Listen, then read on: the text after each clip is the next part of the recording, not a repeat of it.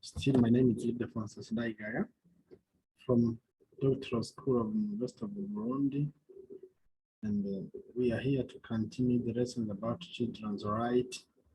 As I introduced myself to be a doctoral student at the University of Burundi in the field of children's rights.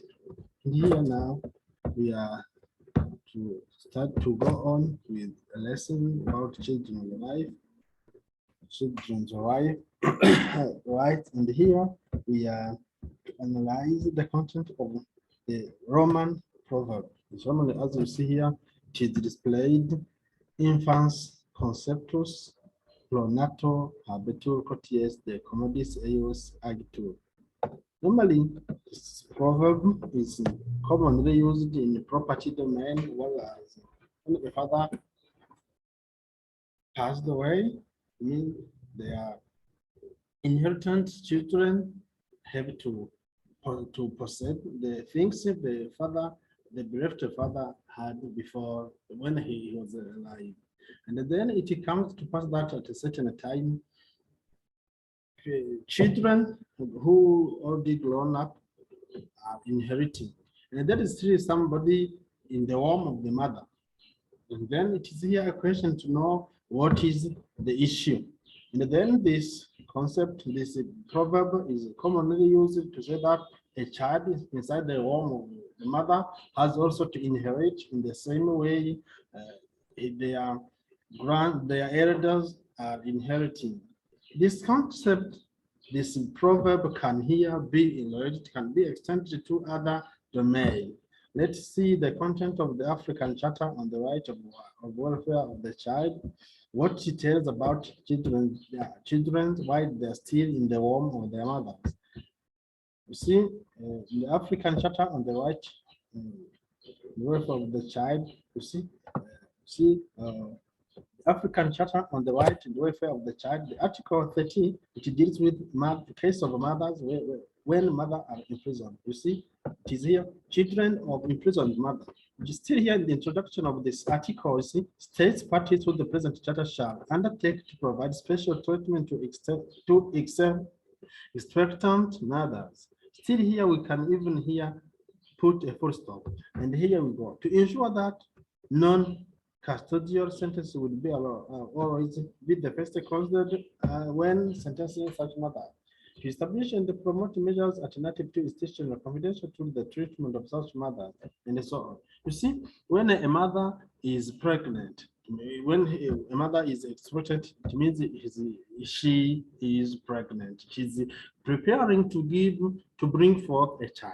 And then here, to protect the child's right, it means the life still the baby, it is in the womb of the mother, but here the African Charter on the right and welfare of the child protected and has got a provision to insist the way to prevent the life as a right. You see here, it is not only the right to life, but also to a right to other sentences, other cases for which children's rights can be talked of.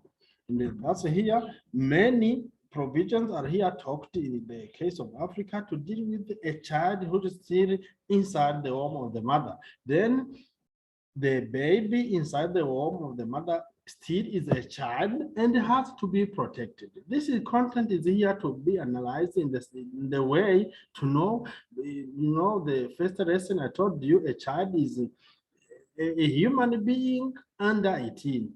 And then here we have given a major limit. Now we are going to give a minor limit, to mean the bottom, where from we can consider a baby is a human being. You see here, since the Charter of the African Right talked of the child, when the baby is still inside of the womb of the mother, the African Charter tells or insists to show the states what they have an obligation, they have duties to fulfill, to implement in order to protect the child. Not only the African Charter, but also the international Convention on the right of the child also tells of such matters. We are going here to analyze the content of the Convention on the Right of the Child, how they also protect children's rights. Let's open this Convention on the Right of the Convention also protects children. You see here, this Convention on the Article 24, the letter D, it denotes state. You see here the introduction, let's first see states. You see here, states party recognize the right of the child to the enjoyment of the highest attainable standard of health and the facilities for treatment of illness and rehabilitation of health. Said parties shall strive to ensure that no child is deprived of his or her right to access to such health care services. Here you see on the way of the UN Convention here denotes or insists, which instance to the right to life, to the right to the right of access to medical services. And here you see they insist at the letter D to ensure appropriate prenatal and the postnatal health care for the mothers. You see, let's insist on this case of the prenatal mothers. When a mother see she's pregnant, she's expectant to give a child, but yeah, they insist this mother has to be submitted to a certain domain, a certain category of medicine to protect the child inside the home. To mean even a baby inside the home is protected in the UN Convention. They means a child is here. Here I was to denote, since I have given an upper border, and here that give a lower border. When I'm going to precise the domain of functioning, the domain I'm going to deal with is since a baby is inside the womb of the mother, and afterward we are going to tell the right to describe, to develop children's right from the consumption, mean the period when a mother has a child in the womb, and up to the time a child is going to attain 18. I may say thanks for following the lesson, and then I call on you to subscribe and share, and even give your comment to develop or to touch some other aspects of children's right for further. I may say see you and thank you for being attentively listening to this lesson.